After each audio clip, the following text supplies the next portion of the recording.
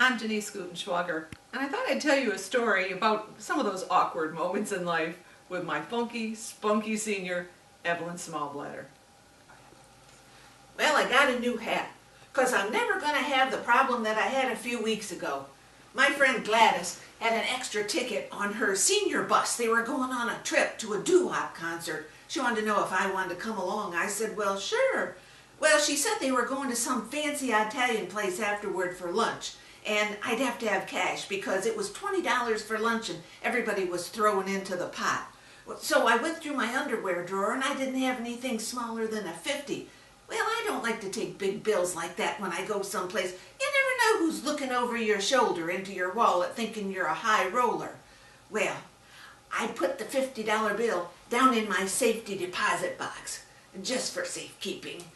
Well, we got to the concert and it was real good, but you know, being a small bladder and all, I usually have to get up and go in between. Well, they had great big long rows and I was afraid I'd have to excuse me past everyone's feet and their purses, you know. But I made it almost to the end of the concert and I thought, well, I can probably hold it from here.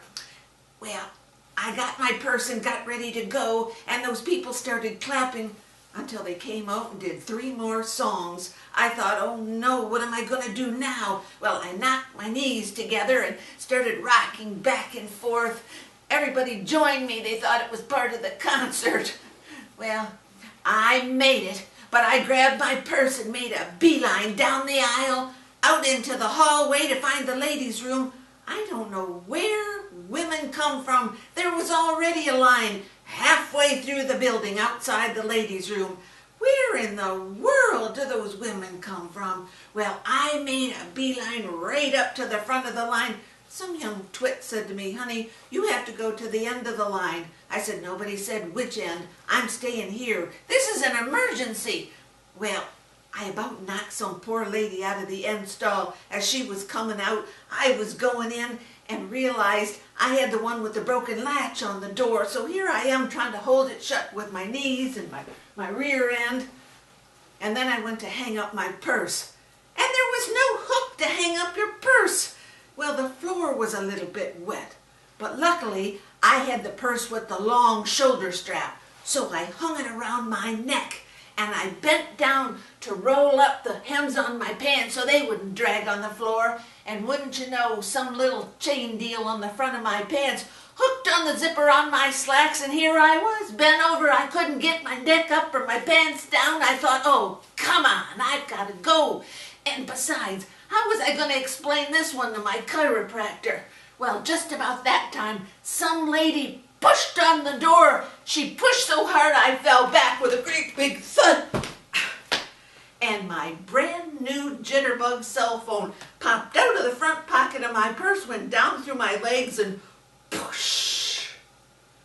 I thought, should I even bother reaching for it? But about the time I was thinking, I heard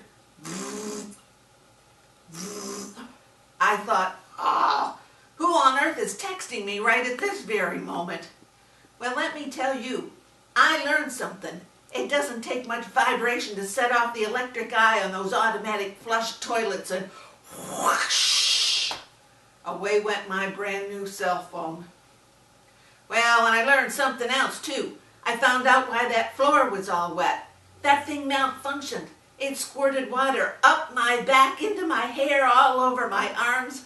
I thought, how am I going to go to some fancy Italian place for lunch now, looking like an old wet dog? Well, I reached through my purse and looked to see if there was any tissue in the dispenser. It was empty. Well, I thought maybe I'd have a tissue or a coupon or a sticky note, you know, something to mop myself up. I had nothing. So I said to my neighbor, excuse me, do you have any toilet tissue I could borrow? She said, no, I just used the last piece. I said, oh, you might know. And then I got to thinking. I had that $50 bill down in my safety deposit box. Well, I wasn't going to take a chance on a 50, so I said, excuse me, it's me again.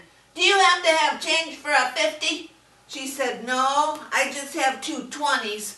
Well, I figured it'd be fine. Just consider it a tip. At least I'd still have money left for lunch.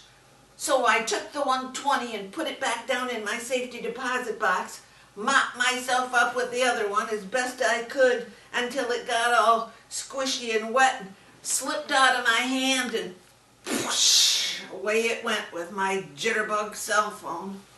Well, I sat there for a while and said, hello? Hello? Until I was sure there was nobody left in the restroom, and then I snuck out and sat under the hand dryer and blew my hair dry the best I could.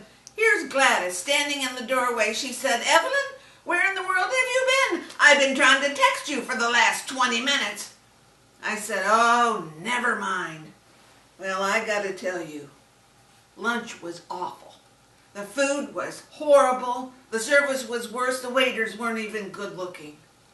We sat on the bus halfway home, hands crossed.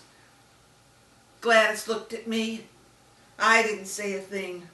Finally, she said, well, I have to tell you, that was a total waste of money. We could have taken that $20 and just flushed it right down the toilet. I said, yeah, I know what you mean.